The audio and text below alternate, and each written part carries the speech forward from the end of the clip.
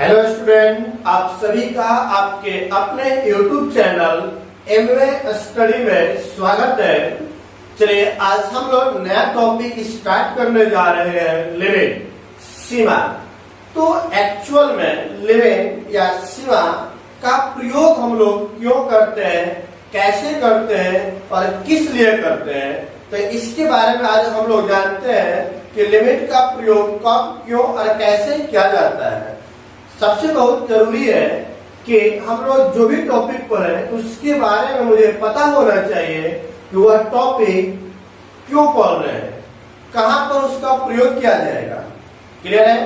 यदि जो स्टूडेंट इस चैनल पे नए हैं तो पहले चैनल को लाइक और सब्सक्राइब कर लें ताकि आने वाले वीडियो का नोटिफिकेशन आप तक पहुंच सके।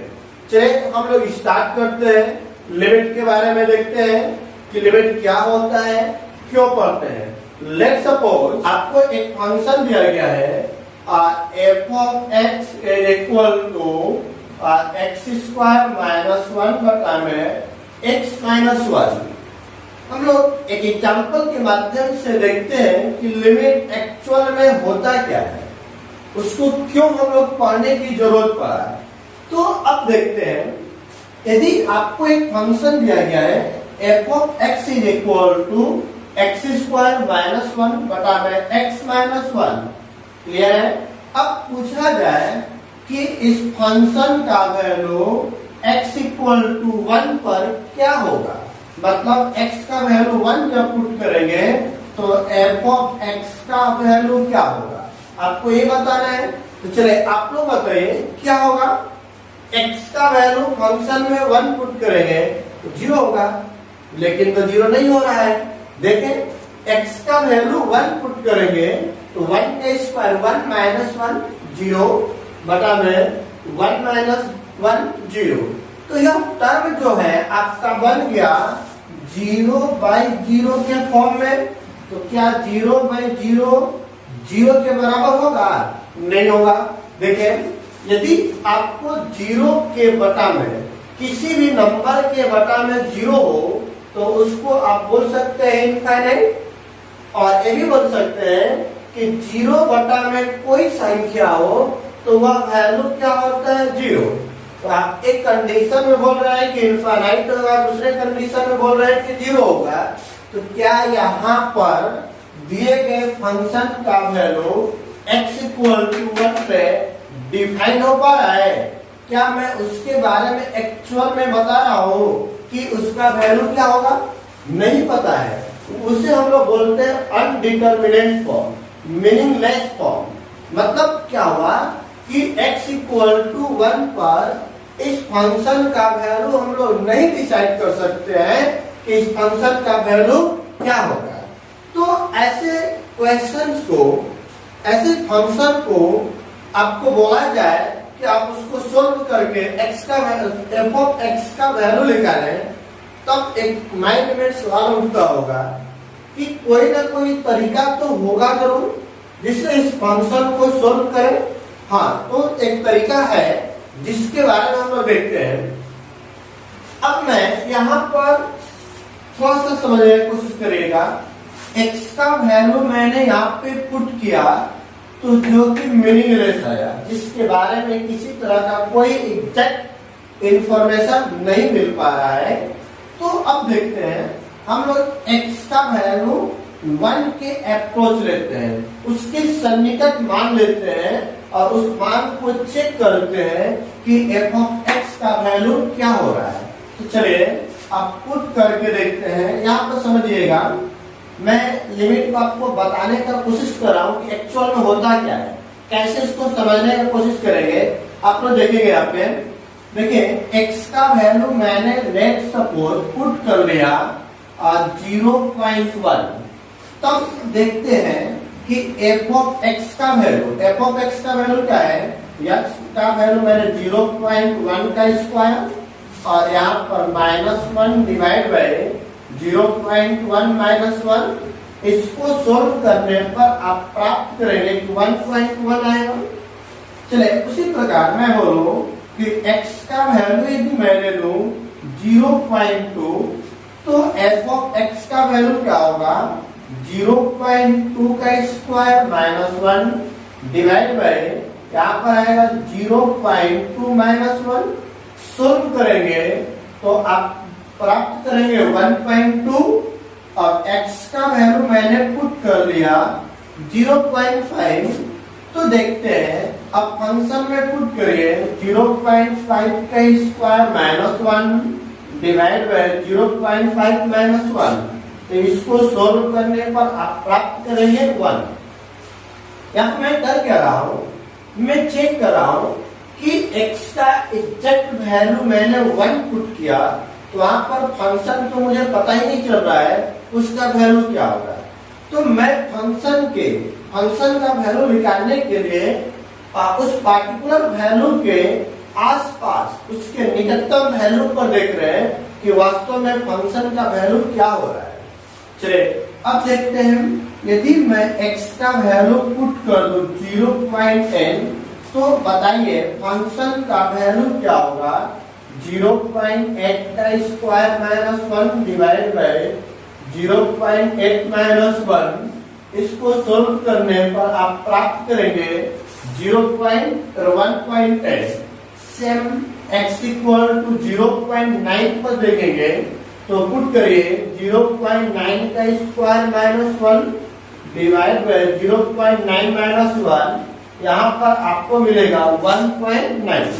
यदि मैं आपको बोलूं 0.99, मैं 1 तो ले नहीं सकता हूँ क्योंकि 1 पर ही तो आपका फंक्शन का वैल्यू 0/0 के रूप में हो रहा है जिसका कोई वैल्यू डिफाइन नहीं हो रहा है। तो 1 न लेकर के 1 से छोटा वैल्यू को चेक कर रहे हैं। तो बोलिए 0.99 का square minus 1 divide bye 0.999 minus 1। इसको सोल्व करेंगे तो आप प्राप्त करेंगे 1.99। तो अब देखें, यदि मैं x का वैल्यू 0.1, 0.2, 0.5 मतलब 0.1 से अप्रोच करते हुए 1 के निकटतम पहुंचे तो आपका f ऑफ x का वैल्यू किसके निकट पहुंच रहा है 1.999, जो कि लगभग वैल्यू किसके हो रहा है 2 के। तो मतलब क्या हुआ कि f ऑफ x का वैल्यू 1 के निकटतम, x का वैल्यू 1 पर मतलब 1 के निकटतम फंक्शन का वैल्यू आपको क्या आएगा 2, मतलब इसका वैल्यू आपको क्या निकल जाएगा 2। क्लियर हुआ। तो यह क्या बताता है, यह आपको लिमिट निकालते हैं। क्या निकाल रहे हैं हम लोग लिमिट। यहाँ पर यह बता रहा है कि x जिस पार्टिकुलर वैल्यू पर फंक्शन डिफाइन ना हो तो उस पॉइंट पर हम लोग लिमिट का प्रयोग करते हैं, लिमिट निकालते हैं। मतलब क्या हुआ कि उसका अप्रोक्सीमेट वैल्यू को चेक करते हैं कि 1 के अप्रोक्सीमेट वैल्यू पर आपका फंक्शन का वैल्यू क्या होगा। क्लियर हुआ। तो इसे हम लिमिट के रूप में लिखेंगे कैसे, जैसे आपको दिया हुआ है लिमिट x टेंड्स टू। अब देखिए यहाँ एग्जैक्ट x का वैल्यू 1 था, 1 पर फंक्शन का वैल्यू तो निकल नहीं रहा है। तो 1 के अप्रोक्सीमेट, 1 के अप्रोच जाने पर जो फंक्शन आपका दिया हुआ है बोले limit x tends to 1, f of x का वैल्यू आपको दिया गया है x square minus 1 divide by x minus 1। तो इसको सोल्व करने पर आपने क्या प्राप्त किया 2। मतलब क्या हुआ कि यदि मैं x का वैल्यू 1 के अप्रोच कर दूं देन आपको प्राप्त क्या होगा f ऑफ x का जो वैल्यू होगा वह 2 के अप्रोच पहुंच जाएगा। क्लियर हुआ। मतलब क्या हुआ कि x का वैल्यू एग्जैक्ट 1 पुट करने पर यदि फंक्शन का वैल्यू डिफाइंड ना हो तो उस पार्टिकुलर वैल्यू पर हम लोग उसके नियरेस्ट वैल्यू पर, उसके अप्रोच वैल्यू पर मान निकालते हैं जो भी फंक्शन का वैल्यू आता है फंक्शन के लिमिट का वैल्यू होता है। क्लियर हुआ? वो फंक्शन का वैल्यू नहीं, फंक्शन के लिमिट का वैल्यू होता है, जिसको हम लोग बोलेंगे क्या कि limit of F of X X tends to 1। मतलब दिए गए फंक्शन का वैल्यू एक्स का अप्रोच 1 के हो, तब उस कंडीशन में आपके दिए गए फंक्शन का वैल्यू किसके बराबर हो जाएगा? 2 के बराबर।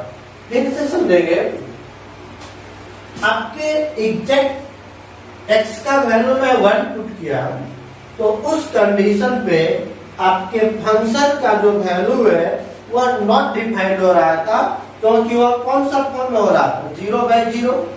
तो ऐसे केस में जहां पर फंक्शन किसी पार्टिकुलर वैल्यू पर नॉट डिफाइंड हो, परिभाषित ना हो, तो उस कंडीशन में उस फंक्शन में हम लोग प्रयोग करते हैं किसका? लिमिट का। लिमिट क्या बोलता है कि उस पार्टिकुलर वैल्यू के अप्रोच यदि मैं पहुंचूं तो उस अप्रोक्सीमेट वैल्यू पर लिमिट का अप्रोक्सीमेट मान क्या होगा। क्लियर हुआ? तो देखें, दिए गए फंक्शन का x = 1 पे डिफाइन नहीं था, तब मैंने उसी फंक्शन में लगा दिया क्या? लिमिट। तो अब क्या बोलेंगे? x का वैल्यू क्या लेना था? 1 तो एग्जैक्ट नहीं है, तो x टेंड्स टू 1 मतलब क्या हुआ कि x का वैल्यू 1 को अप्रोच कर रहा हो, 1 के निकटतम हो, तब फंक्शन का वैल्यू आपको क्या मिल जाएगा? 2, जिसे हम लोग पढ़ेंगे limit f of x x tends to 1 = 2। Clear हुआ यहाँ तक? कोई डाउट इसमें किसी को नहीं? तो अब आप बोलेंगे कि हम लोग जब भी लिमिट के क्वेश्चन करेंगे तो क्या हम लोग हमेशा इसी तरह अप्रोक्सीमेट वैल्यू चेक करेंगे? नहीं, मैंने आपको प्रैक्टिकली करके दिखाया कि लिमिट का मतलब क्या होता है, लिमिट का कंसेप्ट क्या होता है, लिमिट क्यों प्रयोग करेंगे हम। तो अब समझ में आया कि लिमिट का प्रयोग क्यों, कब और कैसे करना है। लिमिट का प्रयोग क्यों करना है? क्योंकि दिए गए फंक्शन का किसी पार्टिकुलर वैल्यू पर उसका कोई वैल्यू, उसका कोई मान नहीं डिफाइंड हो, तब हम लोग प्रयोग करते हैं लिमिट का। लिमिट का प्रयोग करने से आपके उस पार्टिकुलर फंक्शन का कोई न कोई एक वैल्यू निकलता है। क्लियर हुआ? लिमिट का कंसेप्ट समझ में आया कि लिमिट का प्रयोग क्यों करते हैं? कोई डाउट इसमें? अभी तक मैंने सिर्फ प्रैक्टिकली आपको लिमिट के क्यों प्रयोग करते हैं, लिमिट क्या होता है, उसके बारे में देख रहे थे। अब हम लोग देखते हैं एक और इम्पोर्टेंट बात यहाँ पाया है कि आप पूछेंगे कि हम कैसे समझेंगे कि लिमिट का प्रयोग यहाँ पर करना है, या फिर कहें कि हम कैसे डिसाइड करेंगे कि यह जो मेरा क्वेश्चन था फंक्शन x = 1 पर डिफाइंड नहीं है। तो जब कौन कौन सा ऐसा केस आएगा जहां पर फंक्शन डिफाइंड ना हो, तो जो वह केस आता है उस केस को हम लोग बोलते हैं इनडिटरमिनेट फॉर्म। क्या बोलते हैं? Indeterminate form. तो मतलब है वह कौन कौन सा ऐसा टर्म है जो मीनिंगलेस कहलाएंगे। तो देखेंगे पहला नंबर में, यदि आपको दिया गया क्वेश्चन 0/0 का फॉर्म हो जाए, कौन सा फॉर्म हो जाए? 0/0, तो इस क्वेश्चन को बोलते हैं अनडिटरमिनेट फॉर्म। अब आपको इसे सोल्व करने के लिए बोला जाए तो सोल्व कैसे करते हैं? मतलब दैट इज लिखेंगे टेंड्स टू 0, अब हटावे टेंड्स टू 0। क्लियर हुआ? दूसरा नंबर में ∞/∞ का फॉर्म हो तो इसे ही बोलते हैं हम लोग इनडिटरमिनेट फॉर्म। मतलब क्या हुआ? इसको सोल्व करेंगे तो टेंड्स टू ∞ और टेंड्स टू ∞। तीसरा नंबर का जो केस बनेगा 0 × ∞ का टर्म हो तो इसे भी हम लोग बोलेंगे मीनिंगलेस टर्म। तो बताइए इसको सोल्व करेंगे tends to 0 tends to infinite. Clear हुआ। नंबर 4 में जो आएगा आपको दिया रहेगा 0 के पावर 0 दे दिया गया हो, तो ऐसे केस को भी हम लोग बोलते हैं इनडिटरमिनेट फॉर्म। मतलब लिखेंगे टेंस टू 0 के पावर में टेंस टू 0। क्लियर हुआ। नंबर 5 में यदि आपको दिया गया हो 1 के पावर इनफाइनाइट, तो ऐसे केस को भी हम लोग बोलते हैं अनडिटरमिनेट फॉर्म। तो टेंस टू 1 के पावर टेंस टू क्या होगा इनफाइनाइट। 6 नंबर में अब आपको दिया गया हो कि इनफाइनाइट के पावर में 0 दिया गया हो, तो इसको भी सोल्व करेंगे हम लोग। तो क्या लिखेंगे टेंस टू इनफाइनाइट, अब पावर में टेंस टू क्या हो जाएगा 0। क्लियर हुआ। और एक लास्ट होता है 7th number infinite minus infinite का टर्म दिया गया हो, तो इसे भी बोलते हैं हम लोग अनडिटरमिनेट फॉर्म। तो इसको सोल्व करेंगे तो क्या लिखेंगे tends to infinite minus tends to infinite. Clear हुआ। तो लिमिट का प्रयोग कहां कहां करना पड़ेगा, आपको यह मीनिंगलेस फॉर्म आपको डिसाइड करेंगे। जब क्वेश्चन को सोल्व करने चलेंगे हम, आपको जो भी फंक्शन दिया गया हो और उस फंक्शन में वह पार्टिकुलर वैल्यू पुट करने पर आपका 0/0 का फॉर्म हो जाए, या इंफिनिटी/इंफिनिटी का फॉर्म हो जाए, या 0 into इंफिनिटी का फॉर्म हो, या 0 के पावर 0 का फॉर्म हो, या 1 के पावर इनफाइनाइट, इनफाइनाइट के पावर 0, या इनफाइनाइट माइनस इनफाइनाइट का टर्म है, तो वहां पर हमें लिमिट का प्रयोग करना पड़ेगा। और लिमिट का प्रयोग करके उस फंक्शन का एप्रोक्सीमेट वैल्यू हम लोग निकालते हैं। क्लियर हुआ। उस लिमिट का एग्जैक्ट वैल्यू सोल्व करने की कोशिश करेंगे। इनमें से कोई भी एक टर्म आ जाए तो आप किसका प्रयोग करेंगे, लिमिट का। क्लियर हुआ। अब हम लोग देखते हैं आगे इसके कि लिमिट का डिफिनीशन क्या होता है। अभी तक हम लोग सिर्फ लिमिट का कंसेप्ट समझ रहे थे, जो आपको एग्जाम्पल के माध्यम से मैंने समझाया। वो एग्जाम्पल आपके सामने है। क्लियर हुआ। चलिए देखते हैं। चलिए लिमिट का हम लोग डिफिनीशन देखते हैं, कैसे डिफाइन करेंगे। Let f of x be a function, then limit, then the limit of f of x at point x equal to a is denoted by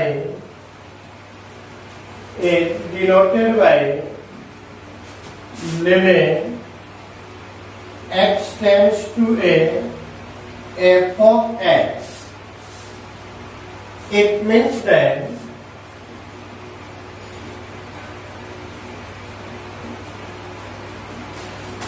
x is approach to a, then where f of x is approach.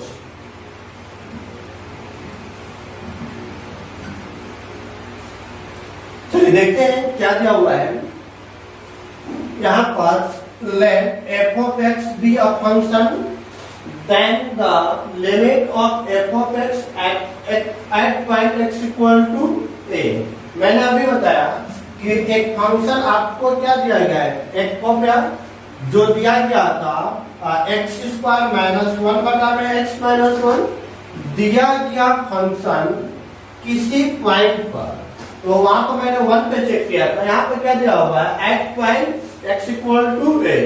तो x equal to a पर दिए गए function के limit को denote करते हैं हम लोग limit x tends to a f of x। Clear हुआ।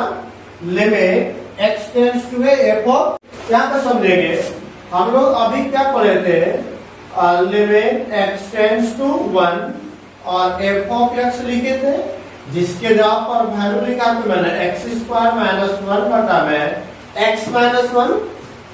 यहाँ पे समझेंगे क्या मैंने लिखा था कि x का वैल्यू 1 पे दिए गए फंक्शन का लिमिट, x का वैल्यू 1 पे दिए गए फंक्शन का लिमिट ये था।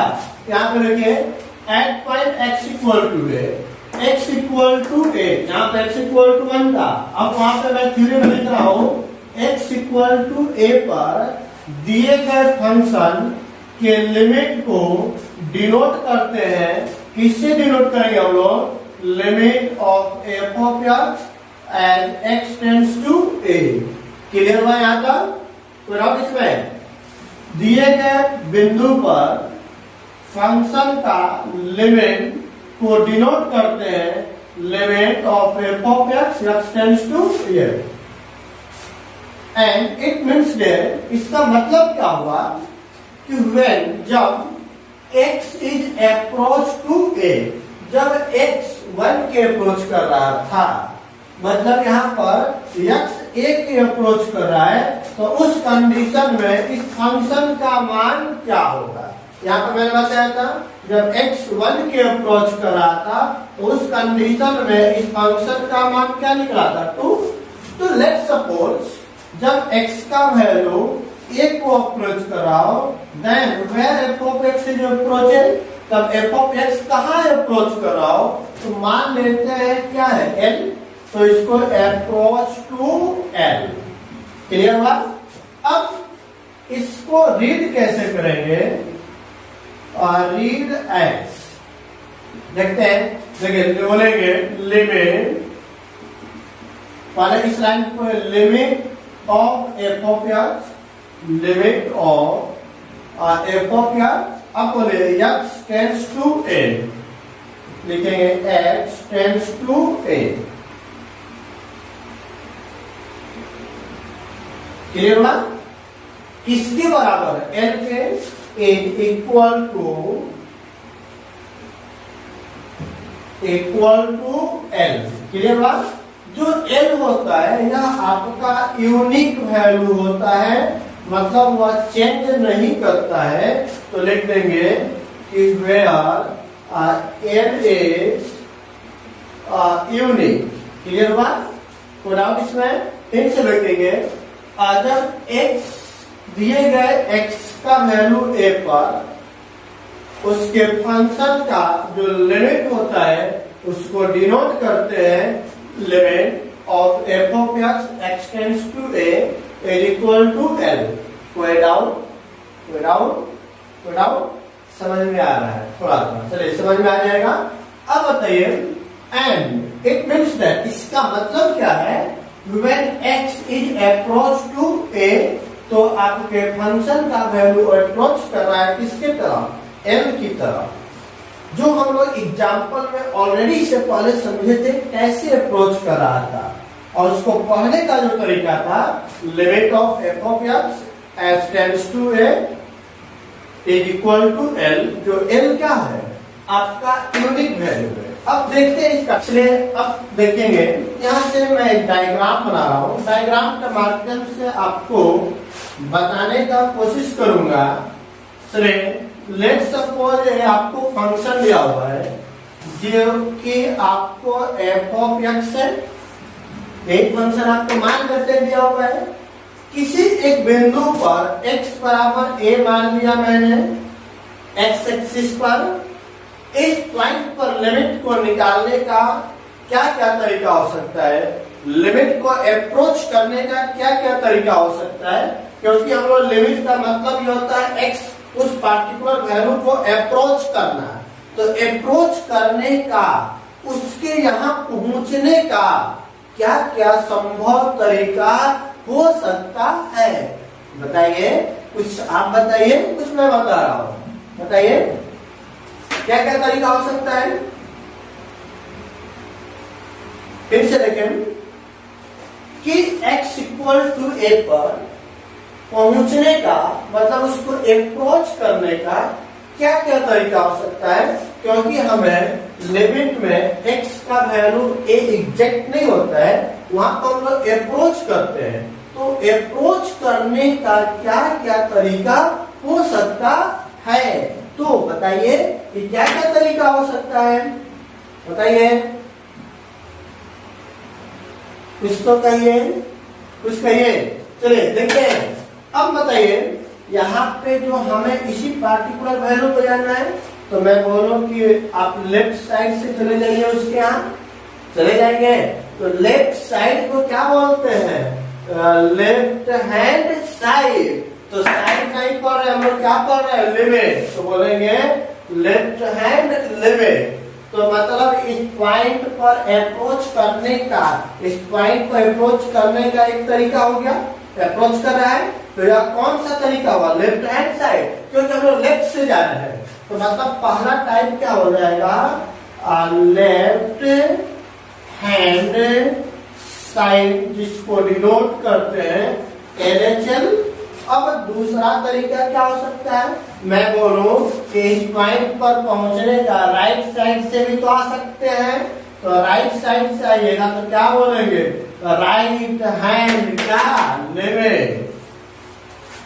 कोई डाउट इसमें? तो मतलब इस पॉइंट पर पहुंचने का दो तरीका, या तो लेफ्ट साइड से अप्रोच करिए या तो राइट साइड से अप्रोच करें। तो दूसरा तरीका हो गया राइट हैंड लिमिट। तो बोलिए,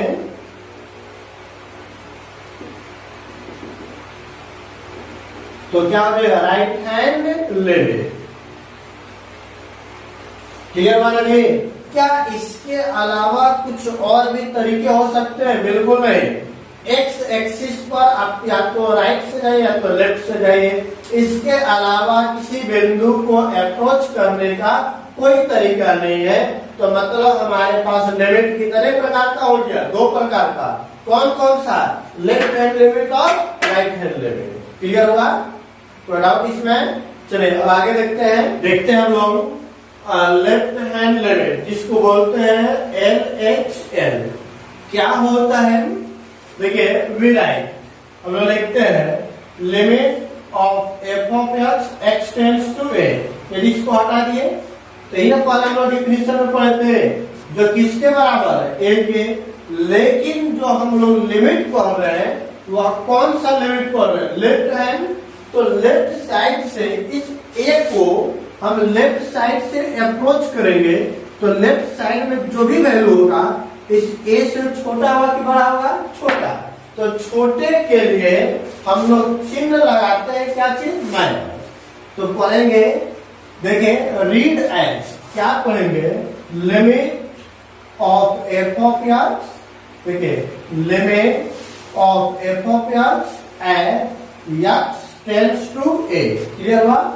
माइनस क्या बता रहा है, किधर से जा रहे हैं, लेफ्ट की तरफ से। ये मत समझेंगे कि माइनस कोई चिन्ह है, वह इंडिकेट कर रहा है माइनस कि आप जो ए को अप्रोच कर रहे हो वह कौन सी साइड से अप्रोच कर रहे हो, लेफ्ट साइड से। क्लियर हुआ? तो लेफ्ट साइड से ए को अप्रोच करेंगे तो ए के पावर में क्या लग जाएगा, minus, and is equal to, जो किसके बराबर, एल के। और एल क्या है, यूनिक वैल्यू, मतलब उसका यूनिक वैल्यू होना चाहिए। मतलब बोल सकते हैं शॉर्ट में, that is x tends to, किधर अप्रोच करता हो, ए की तरफ। कैसा, लेफ्ट साइड से।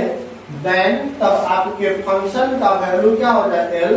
तो इसे ही बोलेंगे हम लोग लेफ्ट हैंड लिमिट। क्लियर माना जी? चलिए उसी प्रकार से मैं बोलूं दूसरा नंबर में कि right hand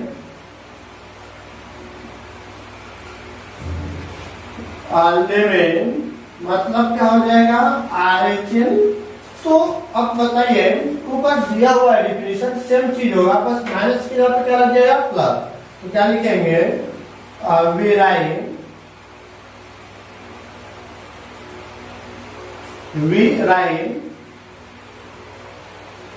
limit x tends to a, plus minus की जगह पे क्या आ जाएगा, प्लस, क्योंकि राइट है राइट का मतलब क्या है, इस पार्टिकुलर वैल्यू पर मैं किधर से अप्रोच कर रहा हूँ, राइट साइड से, तो राइट साइड से अप्रोच करेंगे तो a प्लस, क्लियर हुआ, f of x equal to l, और जिसको पढ़ेंगे रीड x, क्या पढ़ेंगे हम लोग, बोले limit of f of x as x tends to किसके, a प्लस a, मतलब किस साइड से, राइट साइड से, फ्रॉम राइट, क्लियर हुआ, कोई डाउट इसमें किसी को, इज इक्वल टू किसके बराबर हो जाएगा, इज इक्वल टू l, जहां l क्या हो, यूनिक वैल्यू, क्लियर हुआ।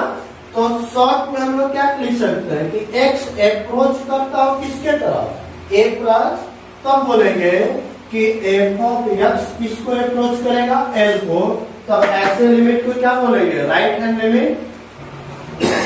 कोई डाउट इसमें, मतलब कि x अप्रोच करता हो a को राइट साइड से, तब लिखेंगे limit x tends to a plus, limit of f of x tends to a plus is equal to l, right के लिए प्लस, लेफ्ट के लिए माइनस। ये दोनों आपका बन गया फॉर्मूला। जब भी क्वेश्चन सोल्व करेंगे तो हम लोग इसी दोनों फॉर्मूले का प्रयोग करेंगे, इसी दोनों फॉर्मूले से आपका टोटल क्वेश्चन सोल्व हो जाएगा।